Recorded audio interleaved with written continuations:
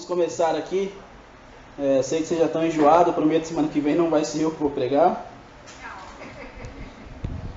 Prometo isso, uma promessa eu faço a vocês.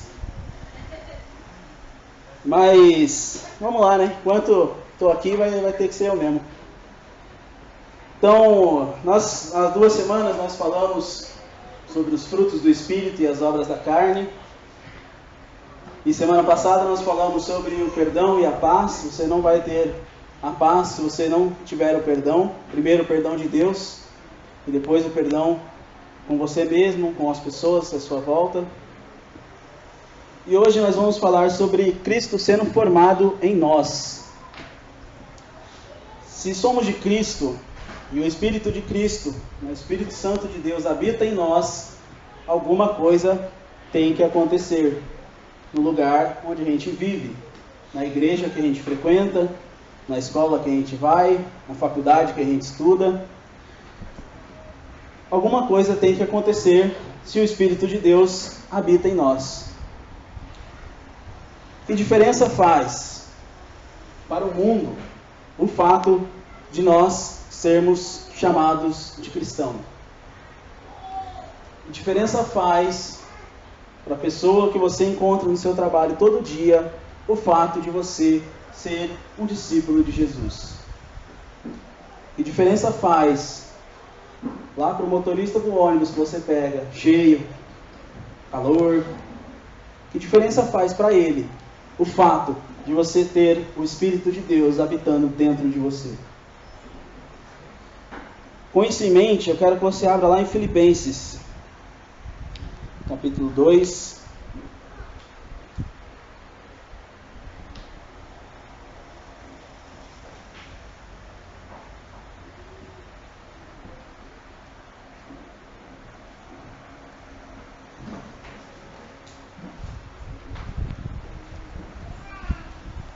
Amém?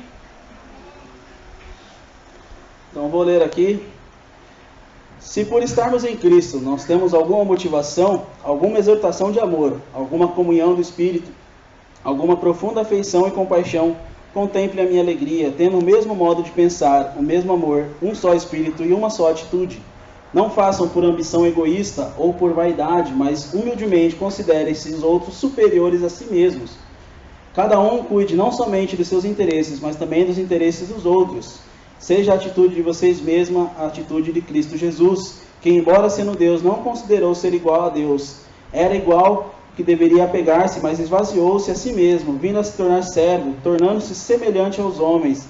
E assim, encontrando em forma humana, humilhou-se a si mesmo, e foi obediente até a morte, e morte de cruz.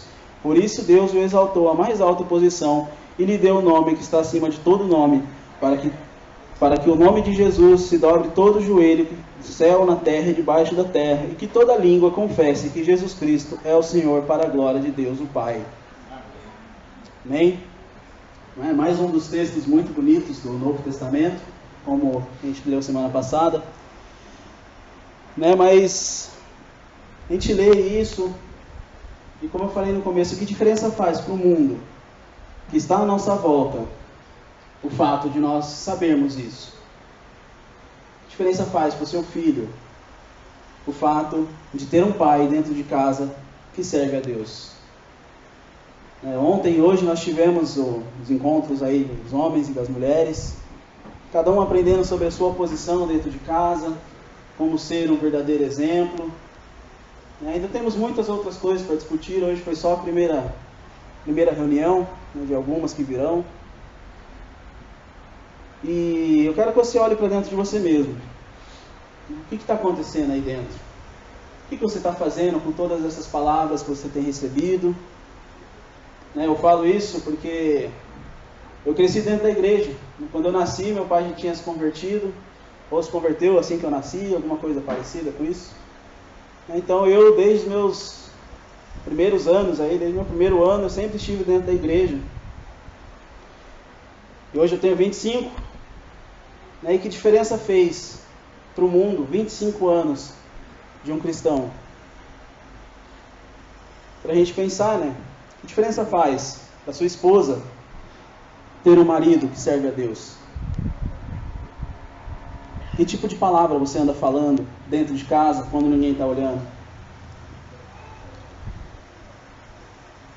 Se fôssemos alimentados por nossas palavras, o que estaríamos comendo? Estaríamos comendo uma comida boa ou estaríamos sendo envenenados por aquilo que nós mesmos falamos? Jesus, sendo Deus, se humilhou, tomou a forma de homem. Para a gente entender, mais ou menos, tentar entender o que seria isso, o que viria Deus, Criador de todas as coisas que há, que existem e que ainda vão existir e que já existiram, tomar a forma da sua criação. O Criador tomar a forma da sua criação. Então, para a gente ter mais ou menos uma noção, todo mundo foi criança, né? Uns há mais tempo do que outros, não vamos dizer nomes, mas quando você era criança, provavelmente você já brincou de massinha. E todo mundo já fez alguma coisa com a massinha. Fez, seja lá um carro, uma pessoa, né? E você imagina você, essa criança, fazendo um bonequinho de massinha, e aí você tomar o lugar desse boneco, né? Daquele tamanhozinho, todo sem forma. Foi mais ou menos isso que foi para Deus. Tomar a forma de homem para vir pagar aquilo que nós não poderíamos pagar. Porque por melhor que seja uma pessoa, ela nunca conseguiria comprar a sua salvação. Porque a Bíblia diz que o salário do pecado é a morte. Então, se você pecou, você tinha que morrer. Porque o pecado é a ausência de Deus. E você sem Deus, você morre. É uma simples condição humana. Então, para que a gente, mais ou menos essa introdução em mente, para a gente entrar aqui na palavra. Hoje a gente vive uma sociedade que é muito chata se viver. Você não pode falar nada que você pode ofender alguém.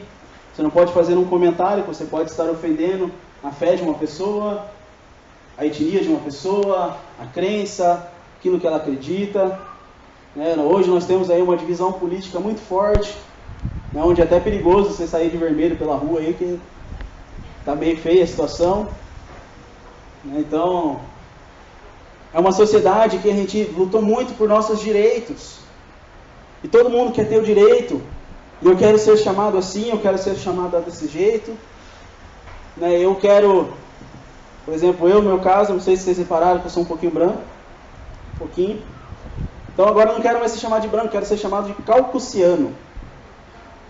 Sei lá se isso começa assim que fala o nome da raça branca. Nós vivemos uma sociedade dessa forma. Não quero mais ser chamado assim, eu quero ser chamado assado, entrou com processo, ganhou, e a partir de agora você tem o direito de ser chamado assim, assim ou dessa outra forma. Vivemos uma sociedade dessa forma. O ser humano conquistou muito dos seus direitos. Isso não é novo. Isso começou lá no Jardim do Éden. Adão e Eva quiseram tomar o seu direito de conhecer o bem e o mal. E foi ali que começou. Que foi ali, naquele dia, que a gente não sabe quando foi, mas foi ali que o homem falou: eu sou melhor para dirigir a minha vida do que Deus. Porque Deus está lá no céu, não sabe o que acontece aqui embaixo. Então eu sou melhor para dirigir a minha vida. E nós, muito sutilmente, nós fazemos isso com a nossa vida, mesmo estando dentro da igreja. Eu sei tomar as decisões melhor do que Deus. Eu sei que carro eu tenho que comprar. Eu sei que casa eu tenho que morar. Eu sei quem eu tenho que obedecer. Eu sei quais ordens daquele que eu obedeço eu devo obedecer, porque nem aquele que eu obedeço por inteiro. Então eu escolho, eu faço. Eu vou e aconteço. E nossa sociedade tem muito isso, e nós trouxemos isso para dentro da igreja. Eu determino a minha vitória. Eu ponho a mão nisso, eu ponho a mão naquilo. Onde eu ponho a sola do meu pé é meu. E eu determino, eu declaro, eu tomo posse. E coisas semelhantes a essa, não que seja errado. Só que quantas dessas coisas que nós determinamos a vitória, em nome de Deus, Deus está sabendo. É mais ou menos assim que acontece. Você imagina uma grande empresa, vamos supor o Google da vida, Microsoft, sei lá, uma empresa muito grande. E aí um dos diretores, né, que tem vários diretores, tem um dono, aí um desses diretores, dirige ali 50 pessoas, ele resolve fazer, olha, eu não contei nada para o diretor da empresa, eu não falei nada com os meus superiores, mas eu decidi que a empresa vai dar um carro para algum desses funcionários aqui, que estão nesse meio. Vamos supor que vocês sejam os funcionários. Um de vocês vai ganhar um carro. Alguém fale um carro aí, um carro bacana. Uno?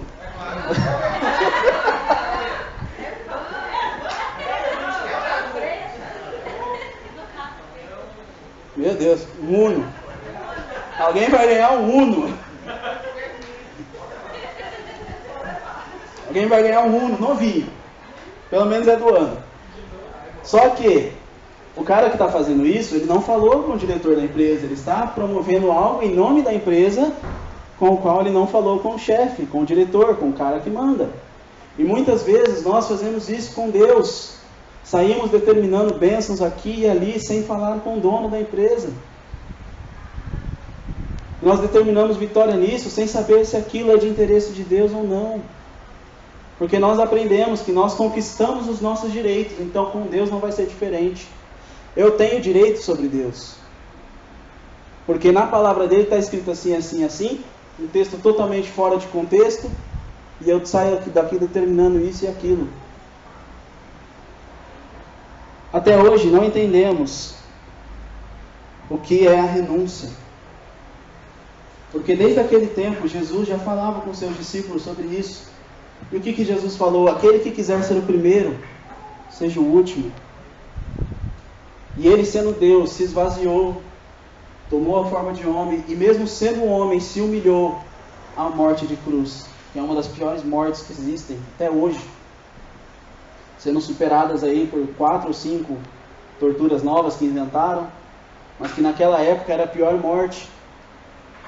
E aí você imagina, né? Um homem ir para a cruz já era um sinal de humilhação muito grande. Você imagina um homem que era Deus, se tornou homem e ainda na forma de homem foi humilhado. E nós muitas vezes estamos aqui mais preocupados com aquilo que nós vamos ganhar, mais preocupados com aquilo que nós vamos ter, do que preocupados com seguir o exemplo de Cristo. Por isso eu perguntei no começo, que diferença faz para o mundo nós seguimos a Cristo? Não entendemos o poder que a renúncia tem, não entendemos o que Jesus fez, e não entendemos que se alguém quiser guardar a sua vida, vai perder. Nós nos preocupamos tanto com aquilo que nós temos, com aquilo que nós conquistamos. Como eu falei 2 semanas atrás, a gente fica tão bravo quando alguma coisa não funciona como deveria funcionar, mas nós mesmos não ficamos bravos quando nós não funcionamos como deveríamos funcionar. Então, um tempo atrás, meu irmão, ele é metido a fotógrafo, né, ele sai por aí tirando foto e tal, comprou a máquina, e ele foi fazer um trabalho no grupo de fotografia dele, que ele tinha que fotografar um templo budista. E ele foi, lá em São Paulo no interior de São Paulo tem um templo, ele foi lá, tirou umas fotos, fez entrevista com um dos monges, e aí ele perguntou, né, olha, eles ficam meditando durante muito tempo, né, todos os dias. Perguntou, mas o que vocês fazem, né, durante essa meditação, o que vocês pedem, né, no caso, para o Buda? Aí ele falou, a gente não pede nada. Nenhum monge, né, que segue, lógico, segue à risca, né, a religião budista, ele nunca pede nada. Porque nós temos a consciência de que se o Buda não deu, é porque a gente não precisa. E eu fiquei chocado com aquilo quando ele me disse. A gente fala, poxa, uma pessoa que acredita em uma mentira tem mais fé do que eu. Para acreditar que se Deus não me deu, é porque eu ainda estou bem do jeito que eu estou. E de confiar que quando chegar o tempo Ele vai me dar. Nós lemos o versículo lá em cima, né? Fala que todo nome, todo joelho vai se dobrar diante de Jesus. Só que a gente esquece que antes disso teve uma cruz. Teve uma humilhação. Teve um preço a ser pago por isso. Como é que tem sido a sua oração? O que você pede e ainda fica bravo com Deus quando Ele não realiza aquilo que você pediu? Como se ele fosse o gênio do Aladino. Você esfrega a lâmpada, você dá a oferta, você vem à igreja e ele tem que fazer o que você quer que ele faça. O que é Deus para você? De tudo que você já ouviu, de tudo que você já viu, de tudo que você já experimentou, o que é? O que é Deus na sua vida?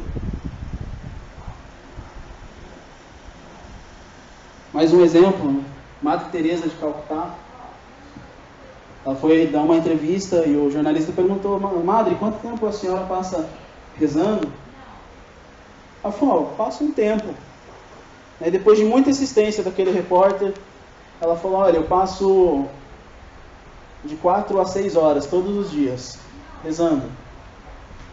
E aí o repórter falou: nossa, Madre, mas o que você pede tanto para Deus? Tem que 6 horas por dia. Ela falou: não peço nada, só para ficar junto dele.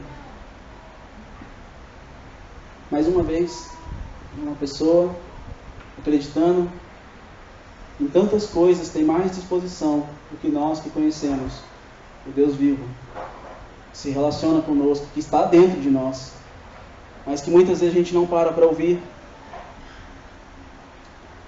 Deus já te deu o que você precisa. Quantas vezes você já entrou na presença de Deus simplesmente para falar: Senhor, faça a tua vontade na minha vida? Quando foi a última vez que você orou falando isso? Quando foi a última vez que você pensou em perguntar para Deus qual é o plano dele para a sua vida? O que ele planejou para você? Porque ele fala que ele te conhece desde antes de você nascer. E a gente nunca parou para perguntar: poxa Deus, o que o Senhor quer de mim? O que eu vim fazer nessa terra? Deus já te deu o que precisa. Ele te deu amor, te deu a salvação, te deu a graça. Mas muitas vezes não é o bastante. Deus quer nos usar para fazer a diferença nesse mundo. Assim como a igreja que Cristo veio buscar é uma igreja que faz a diferença. Não simplesmente porque a gente vem aqui, né, nesse templo, nesta igreja, neste local, seja lá como você chama. Você vir aqui não faz diferença nenhuma para quem está lá fora. Você vir aqui não faz diferença dentro da sua casa se você não tomar as atitudes lá. Porque é lá que importa. O que a gente faz aqui não tem valor. Porque aqui todo mundo é bonitinho, todo mundo se cumprimenta, todo mundo dá risada. Mas e lá quando o seu chefe vem e te aperta? O que você fala para ele? Quando o seu professor fala alguma coisa? Ou quando seus alunos, né, no caso aí do Paulo, parabéns, inclusive, foi ontem o dia dos professores. Muito parabéns. Oh, obrigado. Precisava.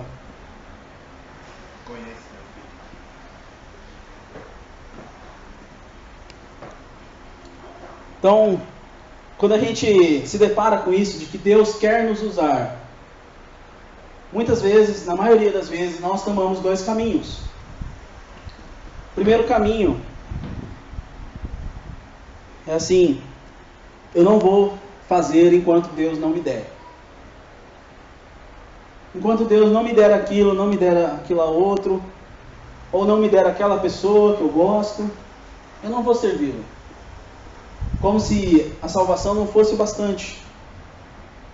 Como se o fato dele ter dado o seu filho, morrido no seu lugar, não fosse o bastante para que você o amasse.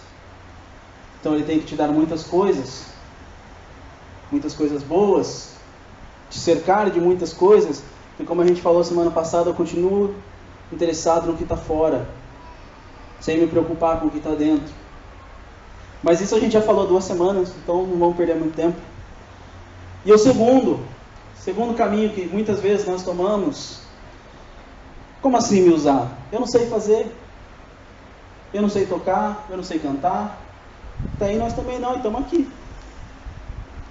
Eu não sei pregar, eu não sei liderar uma célula, eu não sei fazer isso, eu não sei fazer aquilo, eu não sou como o Lester, né, faz tudo com bambu e pode fazer até uma bomba ali com bambu e a quantidade certa de gasolina. Eu não sei fazer. Eu não sou igual fulano, não sou igual ciclano. Então, vou contar a história de um pessoa muito famosa aí chamada Moisés. Moisés, ele era o príncipe do Egito. Ele viveu 40 anos como príncipe, com exércitos ao seu comando, né, com muitos servos para servi-lo. E Deus não usou. E aí ele foi embora, ficou 40 anos no deserto, perdeu tudo aquilo que ele tinha. Perdeu lá o título real, perdeu sua diplomacia, perdeu seu estudo. Já estava um homem de 80 e poucos anos. E aí foi aí que Deus resolveu usar. Você vai entender o que Deus faz. Então, para a gente continuar, tem um vídeo aí nessa pasta que eu queria passar para a gente continuar a ministração.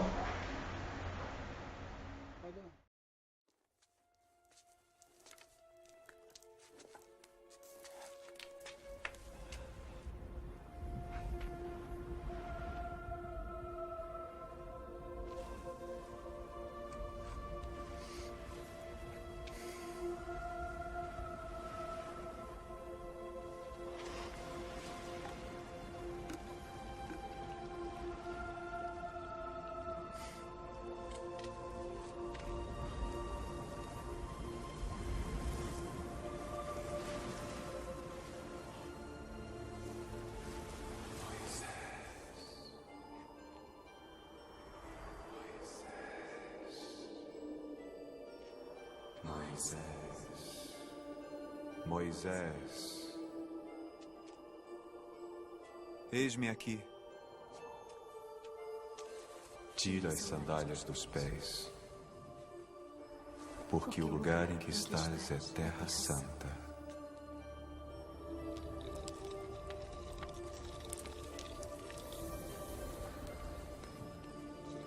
Quem é você? Eu sou o que sou. Eu não entendo. Eu sou o Deus dos teus ancestrais, Abraão, Isaque e Jacó. Você é filho da minha mãe Joquebede. Você é nosso irmão. O que quer de mim? Certamente vi a opressão do meu povo que está no Egito e ouvi seu clamor. Por isso desci a fim de livrar o povo da escravidão e trazê-lo a uma terra boa, terra que mana leite e mel. Vem agora. Quem irá a Faraó? Serás tu. Eu? Quem sou eu para guiar esse povo? Não vão nem acreditar em mim, não vão nem me ouvir. Ensinarei o que deves dizer. Eu era inimigo deles. Eu era o príncipe do Egito, filho do homem que assassinou seus filhos. Não, escolheu o mensageiro errado. Como posso sequer falar com eles? Quem fez a boca do homem? Ou quem faz o mudo, ou o surdo, ou o que vê, ou o cego? Não sou eu o Senhor? Vai, pois, agora!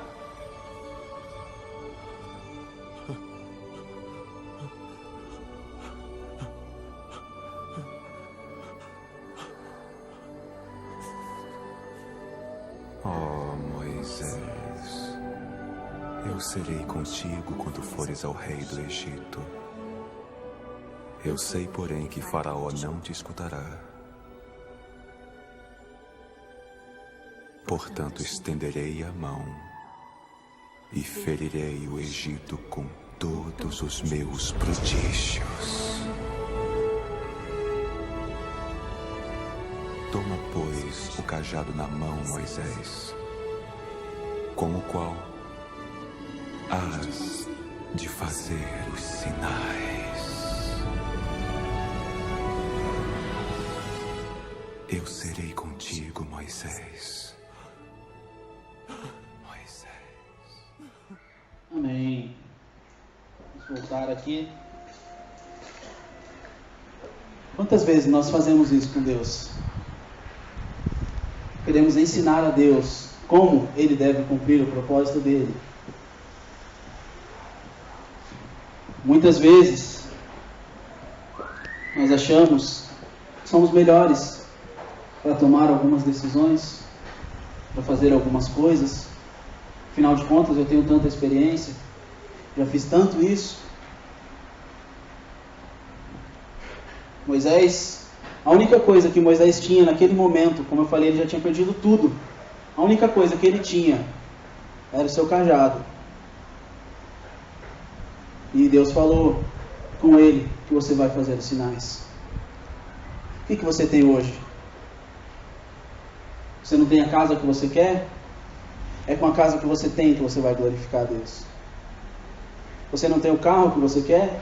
É com o carro que você tem, ou que você ainda nem tem, que você vai glorificar a Deus. Porque Deus não depende das coisas, mas Ele depende de você. De você tomar a sua posição de servo e deixar que Ele seja Deus. E deixar que Ele te guie. Muitas vezes nós achamos que os nossos problemas são os piores problemas do mundo. E que ninguém vai entender aquilo que a gente está passando. De que as nossas batalhas são as batalhas mais difíceis. Eu vou ler um texto com vocês lá em 2 Coríntios, capítulo 4, verso 15. Paulo ele diz sobre as nossas lutas e as nossas batalhas. 2 Coríntios 4, verso 15. Tudo que é para o bem de vocês, para que a graça que está alcançando de cada vez maior de pessoas, faça que transbordem as ações de graças para a glória de Deus. Por isso não desanimamos, embora exteriormente estejamos desgastados, interiormente estamos sendo renovados dia após dia. Pois os nossos sofrimentos, leves e momentâneos, estão nos produzindo uma glória que é eterna, que pesa mais do que todos eles. Assim, fixamos os olhos não naquilo que se vê, mas naquilo que não se vê, pois o que se vê é transitório, mas o que não se vê é eterno. Esse é o nosso Deus. Você não está sendo renovado todos os dias quando você acorda? Talvez seja a hora de dar o controle para Ele e deixar Ele te renovar. Porque a obra dele tem muito serviço, tem muito trabalho para fazer, mas Ele falou que vai te renovar. E que embora por fora você esteja cansado, esteja doendo, esteja dolorido, Ele vai te renovar por dentro. Assim como a gente viu aqui no vídeo, né? Deus ele existe há muito mais tempo do que nós. Ele é muito melhor para guiar a nossa vida. Ele te criou. Ele sabe todos os seus sofrimentos. Ele sabe todas as suas batalhas, todos os seus pecados, tudo aquilo que você tem que se livrar. Ele te conhece. Cada fio de cabelo da sua cabeça. Uns têm mais, outros têm menos. Mas Ele conhece a todos. Então, lendo o que a gente leu aqui, então, aquela briga que você tem com a sua mulher, aquela briga que você tem com seu pai, sua mãe, seu filho, leve e momentâneo. Mas se você deixar o Cristo que existe dentro de você sair nestes momentos, essas tribulações vão te gerar um peso de glória que vai ser eterno, muito maior do que todas elas. Temos que aprender a depender de Deus. Temos que aprender a ser como Jesus. Em julho, quando eu vim aqui da outra vez, eu ministrei uma taxa, vamos fazer uma autoavaliação aí, né? Muitas vezes a gente assiste, né? Muitos pastores, a gente assiste muitos artistas, e a gente acaba copiando isso de um e aquilo do outro, né? Eu quero pregar como ele, eu quero cantar como ele, eu quero tocar como ele, né? Eu quero falar como pastor Abe, quero falar como pastor sei lá da onde, né? Eu quero cantar como o Fernandinho, não, ele não, né? Ele é meio esquisito, mas quero cantar, sei lá, como o Hugo Alencar. eu quero fazer isso, eu quero fazer aquilo, e eu acabo colocando isso na minha vida. A atitude que tal fulano tem, e aí você vai vendo que a sua personalidade vai sendo construída em cima disso. Só que a gente para e se assusta muito quando a gente percebe qual que é o percentual de Cristo nisso tudo. Qual a atitude de Jesus que eu estou copiando? O que Jesus fez que eu estou fazendo hoje? O que Jesus respondeu que eu posso estar respondendo hoje para as pessoas que me cercam?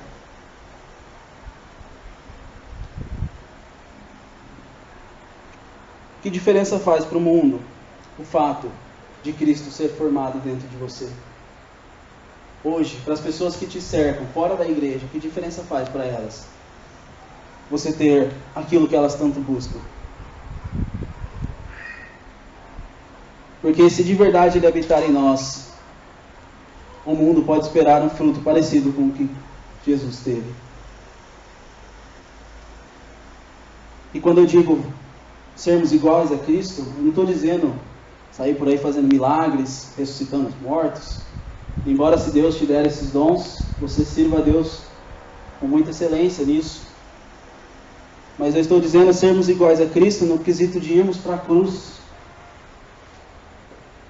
Quantas vezes nós vamos para a cruz pelas pessoas que estão lá fora ainda? Quantas vezes nós conseguimos amar aqueles que não nos amam? Aqueles que nos falam palavras duras? Que tipo de resposta que eu dou? Quando alguém me pressiona?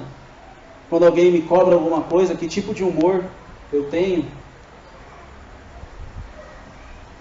Precisamos entender a mensagem da cruz. Parar de olharmos para nós mesmos e parar de reivindicar os nossos direitos. E entendermos que só existe Cristo. E para terminar, queria abrir lá em Filipenses, capítulo 3, versículo 7.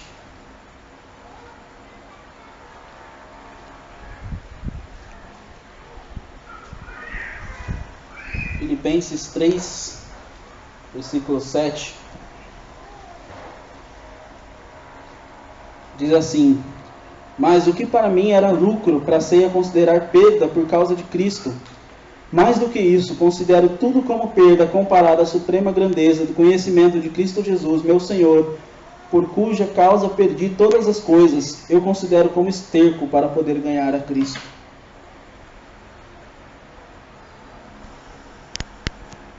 Paulo dizendo, ele era um homem formado, cidadão romano, o que naquela época significava você poder transitar por todo o mundo sem ser parado, sem ser taxado. Ele foi discípulo de Gamaliel, um dos maiores fariseus que já existiram. Ele conhecia toda a lei judaica. Ele era, nos quesitos da lei, ele era irrepreensível. Ele era aquele homem que todo mundo olhava e falava para ele, eu quero ser como ele. E aí o que leva um homem como esse a chegar e falar tudo isso que eu tinha, eu considero como esterco, eu considero como lixo. Porque para mim agora viver é Cristo. Será que você conseguiria considerar a sua própria vida como nada comparado àquilo que Cristo tem para você? Ou se na primeira dificuldade que a gente já culpa a Deus, porque não me deu isso, não me deu aquilo, por causa disso eu não vou fazer. Ou então ficamos como Moisés, eu não sei fazer, então eu não vou fazer. Hoje nós devemos olhar para dentro de nós mesmos e de fato vermos se é Deus que está no controle, ou se nós estamos sendo deuses na nossa vida. Aquilo que você faz é o que Cristo faria? Aquilo que você ora é o que Cristo oraria? Que diferença faz para o mundo o fato de nós sermos evangélicos? Vamos ficar de pé.